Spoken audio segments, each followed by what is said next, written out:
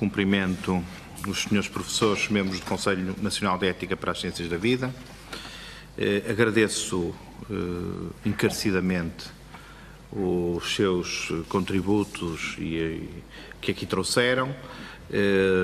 Devo dizer, e espero que isto não sou uma ameaça, mas que a promessa pública foi feita aqui pelo Sr. Professor Dias Pereira de eventualmente transpor algumas das preocupações e dúvidas que aqui nos trouxe para, e estou a citar, um papel escrito. Nós faremos, enfim, muito gáudio e que isso aconteça, tal como com o Sr. Professor Tiago Duarte e, obviamente, também, se assim entender, o Sr. Professor João Lobo Antunes. De facto, a nobreza do processo legislativo no debate de especialidade é exatamente essa. Há uma iniciativa feita por um ou mais, neste caso por 2 grupos parlamentares, que parte de um conjunto de reflexões. Devo dizer, Sr. Professor, que o ponto de partida, eu quase que diria, o pontapé de saída para todas estas preocupações legislativas veio exatamente deste parecer 80. Este parecer 80, e particularmente a sua primeira parte, que me parece estar, enfim, devo dizer que me tocou, a parte do memorando, a parte introdutória ao parecer, em que há uma contextualização entendida como um instrumento de reflexão, é talvez das coisas, dos instrumentos sobre esta matéria que li, aquele que consegue fazer quase a quadratura do círculo, como sabemos é muito difícil de fazer, que é sintetizar, mas não aligeirar. E é exatamente isso. Esta preocupação com a valorização de uma cultura de ancianidade é fundamental e é, digamos assim, um dos leitmotivs para estas iniciativas que os grupos parlamentares do PSD e do CDS aqui trouxeram. Obviamente que, como dizia, o debate da especialidade serve exatamente para isso mesmo. Serve para nós ouvirmos, para nós confrontarmos opiniões, visões e, sobretudo, para recolhermos depoimentos que consigam melhorar e até, noutro caso, abandonar alguns pontos daquilo que constituía a iniciativa inicial. O Sr. Professor falou, como já está aqui dito neste memorando que antecede o parecer, na realidade demográfica, no problema que nós temos e que continua a ser talvez o maior problema da realidade nacional, que não será resolvido nos próximos tempos, por muito que existam já sinais positivos, que é a questão da natalidade.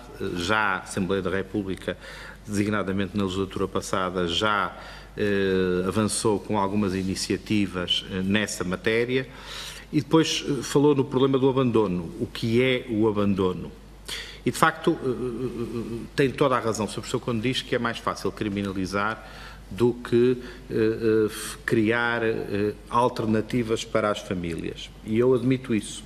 E passando também com um conjunto de, não direi de críticas, mas de objeções e de reflexões que foram feitas pelos meus colegas deputados e também pelos senhores professores aqui. Mas nós temos sempre um problema quando legislamos, sobretudo em matéria penal, mas não apenas em matéria penal. Quando há uma iniciativa legislativa que toca num ponto essencial, que é valorado como essencial pela sociedade, há 2 críticas que são constantes. Uma, nomeadamente em matéria penal, é que aquela matéria já está abrangida.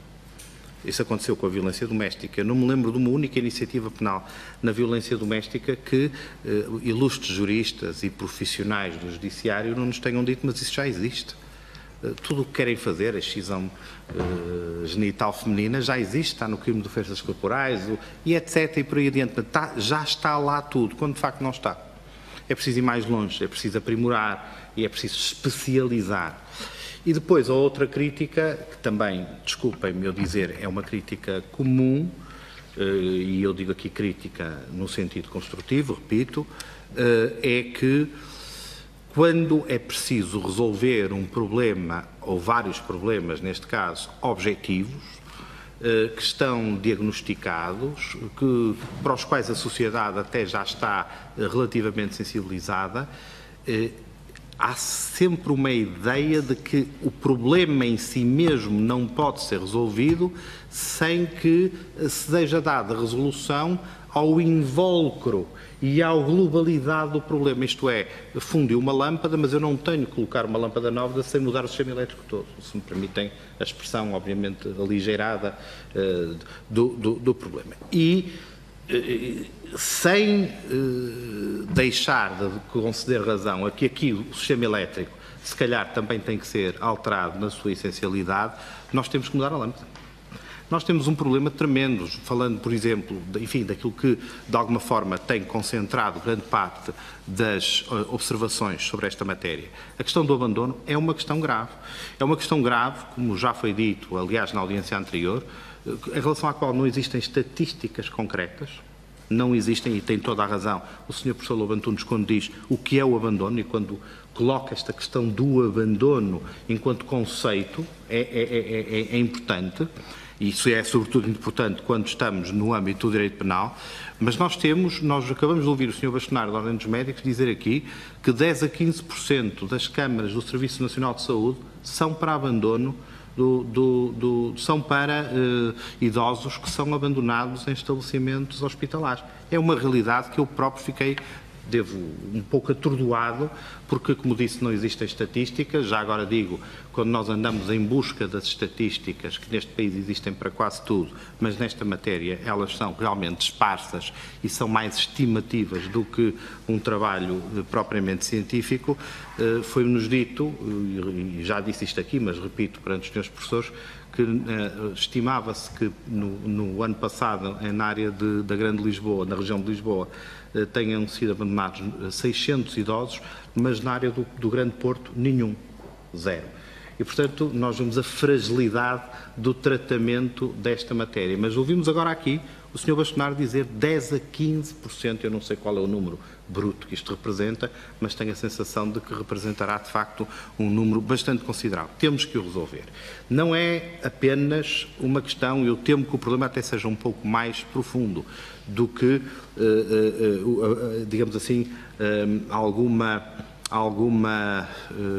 desvalorização da terceira idade, usando a expressão constitucional.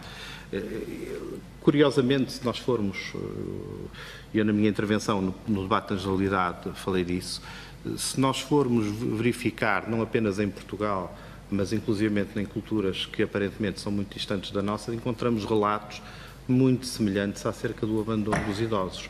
Nas montanhas, nas florestas, o idoso chegava a uma altura em que se tornava um fardo para a família e a família abandonava, e esse era um costume aceito, era um costume às vezes até cultivado, curiosamente até pelos próprios idosos, em relatos e em histórias magníficas que todos conhecemos e que nos foram dadas por, enfim, poetas e escritores, quer portugueses, quer estrangeiros, em praticamente todas as culturas existem relatos dessa natureza. E, portanto, há aqui qualquer coisa que alguns condicionalismos da nossa contemporaneidade conseguem, digamos assim, não deter, como eventualmente seria conjecturável, mas inclusivamente afinar, e afinar no mau sentido. Não há, como disse, um tratamento estatístico e, portanto, aquilo que se está aqui a dizer vem de relatos, vem de sensações, vem de confrontação com realidades objetivas, mas sempre parcelares.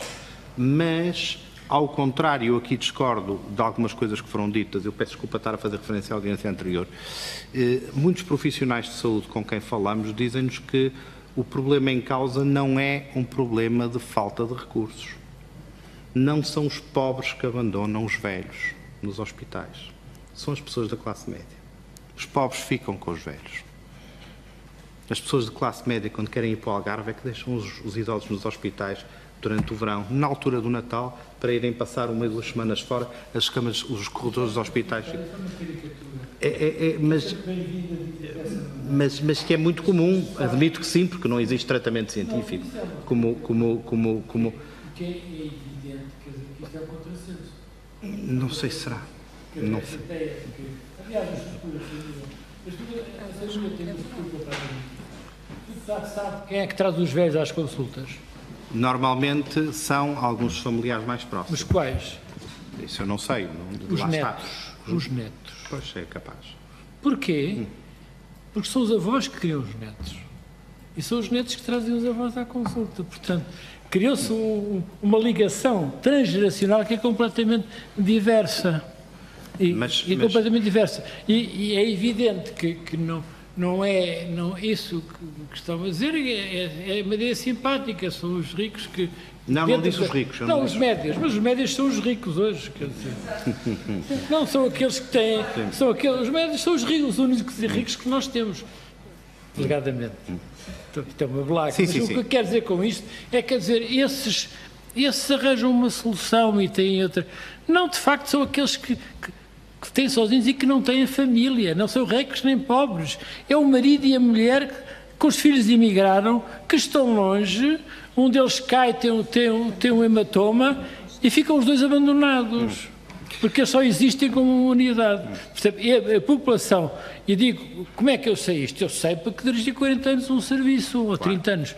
E nós temos esses vulneráveis, porque qual é a grande fragilidade dos velhos? São as quedas. É o que os liquida, são as quedas. E a partir daí é um descalabro. Portanto, a nossa dificuldade é que não têm cuidadores imediatos. E muitas vezes os filhos estão longe. Esse é que é o verdadeiro abandono. Portanto, dizer que estigmatizar que é uma classe ou outra, eu não concordo, mas pronto, é apenas a minha observação. Repare, a partir do momento em que há aqui um país em que não há um tratamento científico desta informação, obviamente que várias sensações podem se transformar em especulações e nós todos temos muitas experiências. O Sr. Professor tem uma experiência riquíssima nessa matéria, eu tenho uma experiência muito reduzida. Devo dizer que a minha experiência é pessoal, mas essa não interessa aqui, mas há uma experiência muito curiosa, é que eu estou na política ativa há 4 anos e meio. E quem é um agente político ativo, como os meus colegas saberão, passa grande parte da sua vida a visitar instituições e PSS e congéneres. E falo com muita gente, com diretores e com idosos que estão a cargo. E, curiosamente, conheci muitos mesmo, idosos em que os filhos habitam até próximos da IPSS e não os visitam há anos. E, portanto, há uma sensação... O abandono é, digamos assim, algo que nós devemos... E que é condenado socialmente, não há dúvida nenhuma, não é algo que, julgo, as pessoas se orgulhem, mas quando se trata em estabelecimentos hospitalares e situações, e essas são objetivas, em que eles são abandonados com contactos falsos, em que os estabelecimentos de saúde ficam entupidos em determinadas alturas do ano, como aconteceu neste Natal passado, exatamente com camas e macas, cheias de idosos que estão lá, porque é Natal, porque depois do Natal, curiosamente, vão buscá-los, que é uma coisa muito interessante. Portanto, não os abandonam para sempre, alguns sim, outros não, outros vão buscá-los. Há aqui qualquer coisa que, de facto, me parece que uma mera condenação moral ou ética poderá ser manifestamente insuficiente. Foi isso que, digamos assim, é isso que também está por trás, como é evidente. Vamos concluir. Deixe-me só uma nota. Eu concordo consigo. Uma das coisas muito interessantes em Nova Iorque, quando eu trabalhei 13 anos, é que na altura do Natal e do Ano Novo, os hospitais eram invadidos por pessoas que iam simplesmente passar o Natal lá dentro. É muito frio. Quer dizer, por causa da solidão, que é outra coisa que não é contabilizada. Como é que se mede essa solidão? Sim.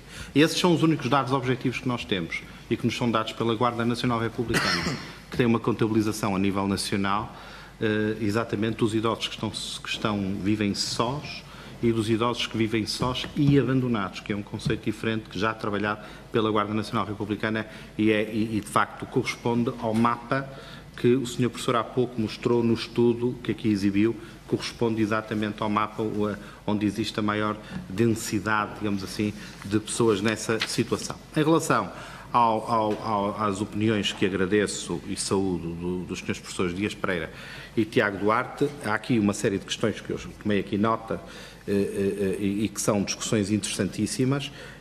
Esta questão do mandato e da forma da procuração e de criar um espaço de notariado e a forma como o Sr. Professor rejeitou aquilo que, à partida, nos pareceu, digamos assim, levar a esta opção legislativa que foi a complicação do processo e, eventualmente, os custos também inerentes a esse mesmo processo, de facto, o Sr. Professor, com alguma facilidade, desmontou, e eu confesso que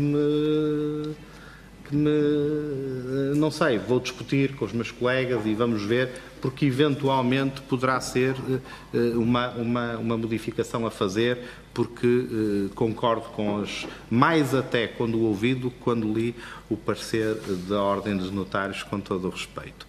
A questão do registro da procuração e da comunicação ao Ministério Público foi, de facto, enfim, uma forma como direi, de sedimentar a figura do mandato.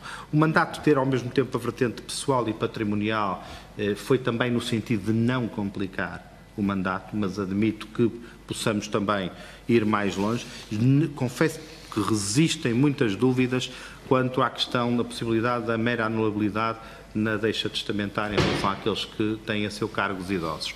Eu penso que o legislador, quando pensou na nulidade, estava exatamente a criar uma impossibilidade para deixar em claro um conjunto de situações que a figura da anulabilidade pode permitir que subsistam. Não sei, não estou totalmente convencido, mas com certeza que o papel escrito que o Sr. Professor, como muito amavelmente, nos fará chegar. Como?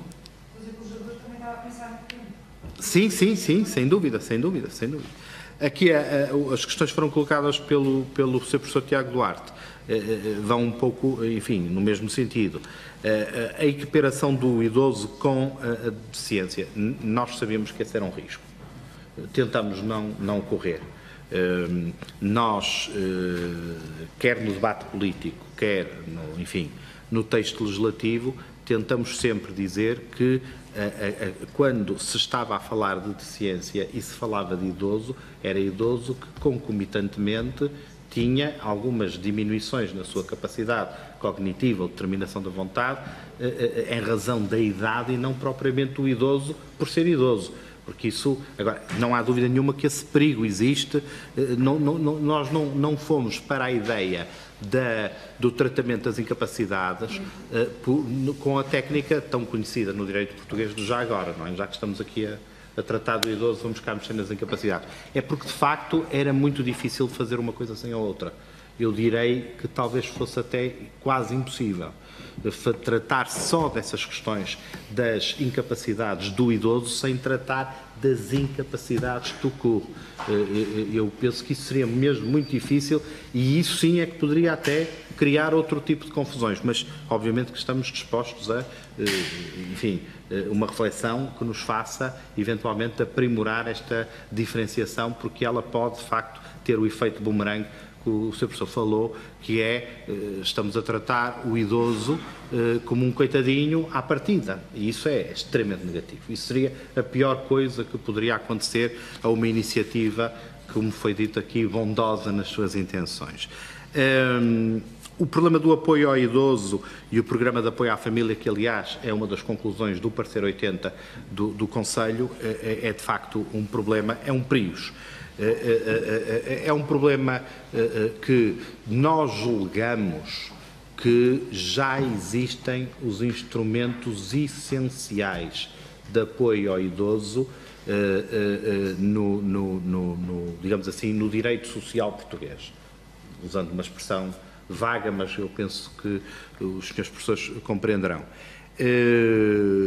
Tenho para mim, aliás, a expressão foi usada pelo Sr. Bastonário há pouco, que ninguém abandona um idoso exatamente por não ter, ao contrário, enfim, do que muitas vezes um mito urbano que se tornou, enfim, quase uma verdade adquirida, ninguém abandona o seu pai ou o seu avô porque não tem instrumentos, digamos assim, sociais à sua disposição. Essas situações eu penso que serão muito raras, mas lá está, estamos no campo da percepção, não direi individual, mas de uma percepção que não tem bases científicas para poder ser alicerçada.